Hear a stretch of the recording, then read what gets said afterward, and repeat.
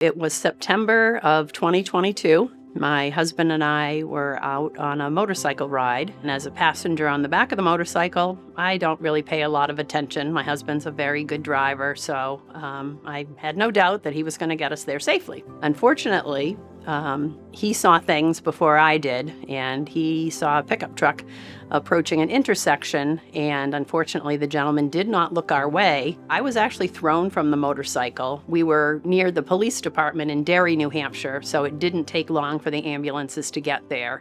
And Rick went in one ambulance and I went in another, and we did not see each other probably for the first couple days that we were in the hospital. We were on different floors. And the way I remember it is Dr. Houseman came into my hospital room after his first attempts of surgery and trying to save my leg. He says, I can operate 10, 12 times, but you may find yourself in the same predicament. So I said, well, if that's what it is, then I know that you're going to have to amputate. And he told me he'd save as much of my leg as he could. It was going to be a below the knee amputation, and having this knee joint is huge. We had a patient that underwent a motorcycle crash, resulting in a mangled extremity that would ultimately go on to require below-knee amputation. This patient was the index patient for our initiation of cryo nerve blocks in the lower extremity.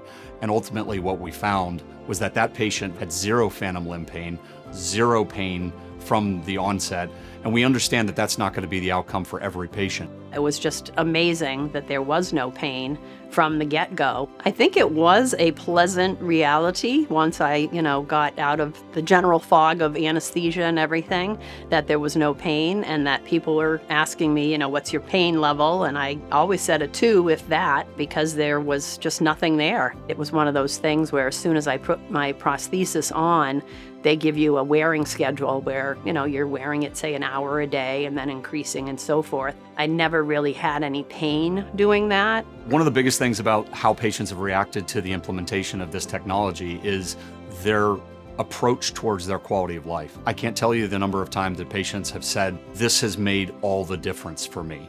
This has taken away the pain and the problem that I've been dealing with for years. In the case of trauma, patients don't really have that establishment of a time frame.